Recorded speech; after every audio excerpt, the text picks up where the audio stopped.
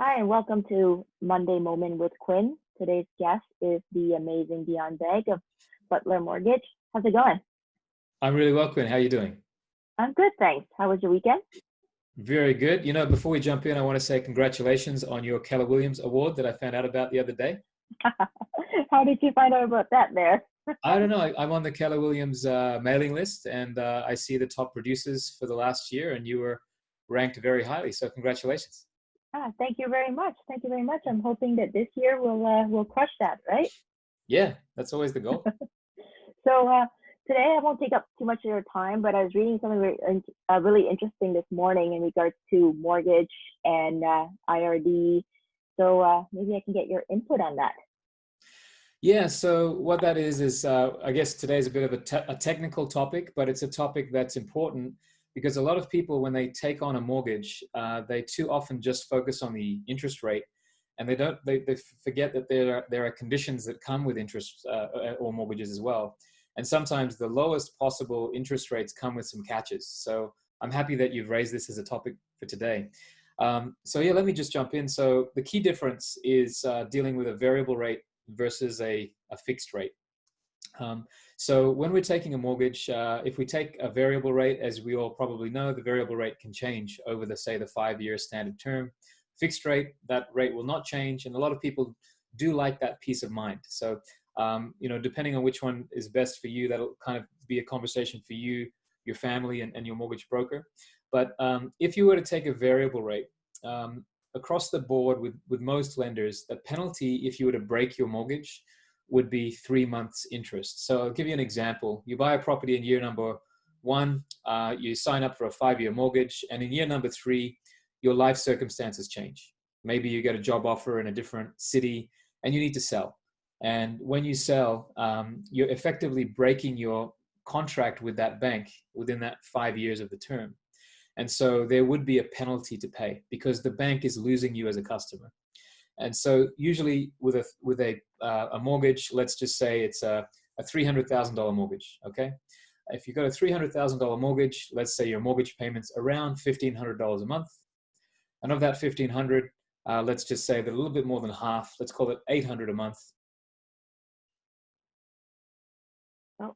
Numbers, by the way, guys, are not exact numbers. So I lost you for a little bit there. So can you repeat? Oh, the numbers? After the Sure. 1,500, yeah. Okay, so yeah, let's say the mortgage payment monthly is $1,500, and let's say that of the $1,500, $800 is interest, and the balance is principal. Okay, so if $800 is interest, then the penalty to break a variable mortgage is the interest times 3 months. So in this case, it'll be $2,400 to break that mortgage. Does that make sense? Got it. Yeah. Yeah. Yeah. So, and that is probably the least painful type of penalty to pay. Okay. Now, the flip side of that would be a fixed rate. Okay. So let's say that same story. You took a $300,000 mortgage over 5 years, and you're 3 years in, and you need to break that mortgage. So let's just assume that it's still at a $300,000 balance.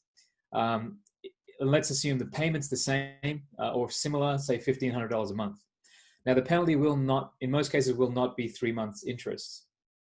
It'll be the interest rate that you're paying minus the current rate in the market. So this is where things get very complicated.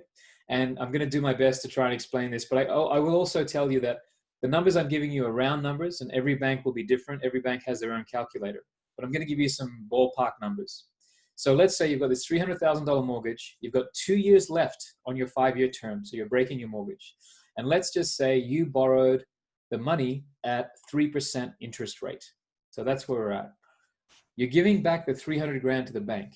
Now let's say that the bank looks at the 2 years remaining on your mortgage. What they'll look at now is what are they offering the market on their 2-year mortgage terms. And for this example, let's say that they're offering money into the market today at 2%, okay? You had borrowed at 3%. So the bank is suffering a loss of 1%. That's what we call the differential, okay? So if you look at the penalty, it's going to be that 1% loss to the bank multiplied by the balance of the mortgage owing. In this case, $300,000 times 1% is $3,000. but also it's multiplied by the number of years remaining on the mortgage. In this case, there were 2 years remaining. So it's $3,000 times 2 years. It's a $6,000 penalty.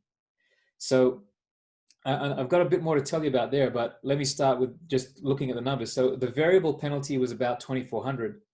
The fixed penalty was, pretty much more than double. Okay. And I've seen situations where it can be triple or even more. Okay. Now, one more thing I need to layer into this is that when we were talking earlier about the interest rate differential being calculated on what the bank is offering to the market, and also the fact that you borrowed at 3%. Many banks, when they go to calculate the differential, they won't calculate it on you having paid the 3% per year as per your contract rate. They actually calculate it based on a much higher number, which is their regular rate. See, the 3% rate that you got on your mortgage was probably what we call a discounted rate. But every bank, as you probably know, has a posted rate, right? And that posted rate, for today's example, let's say the posted rate was 5%, okay? So you've been paying 3. The posted when you signed was 5. When you go to break that mortgage, you know how earlier we did the math and we said, okay, there's a 1% spread? Yeah. Well, if the bank chooses to use the non-discounted posted rate to do that IRD, interest rate differential calculation, they're not losing 1% a year, they're losing 3% a year, right? So if they choose to implement that penalty, then it's, going back to our example, it's 3% interest rate differential multiplied by the $300,000 mortgage. So in this case, it'd be $9,000 penalty in 1 year. Multiply that by 2 years, and you're at $18,000 in penalty.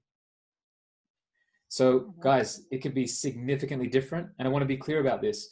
That situation where they go off calculating off this higher posted rate, that's usually only the case with major banks. Now, in the mortgage brokerage world, we deal with major banks, of course, but we also deal with non-bank monoline lenders.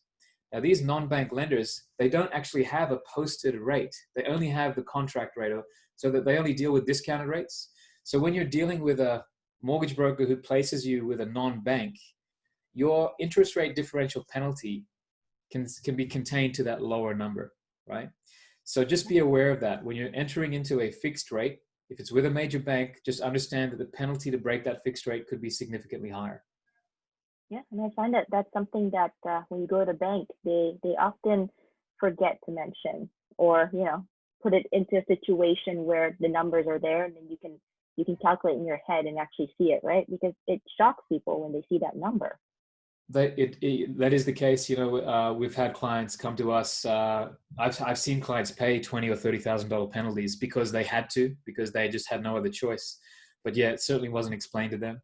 I also do want to let you know that even in the mortgage brokerage world, even with those monoline lenders, and there are some super cheap rates on both fixed and variable, have a different type of penalty, which could be as high as 3% of the balance across the board.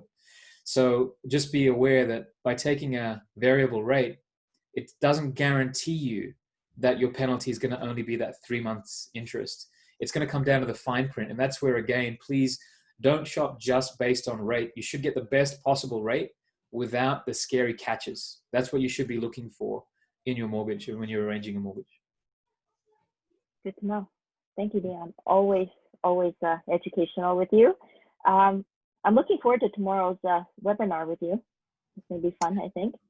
Oh yeah, we've got, I think, well over 150 people registered to learn more about, property investing and how property investing can help them with their big financial problems. And yeah, so that's on tomorrow, 6:30. So that's June 2nd, 6:30 p.m. It goes for about an hour or so.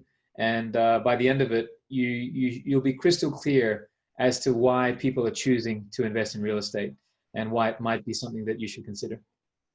And do you have another one planned for June? There'll be one on June 18th as well. But if you can get to the one tomorrow, definitely get to that one. I'll be there. I'll Okay. be there. Thank you, Dion. Hopefully you have a really great week, and you too. stay busy. Stay safe. Okay. Thank you, Quynh. Bye. Bye.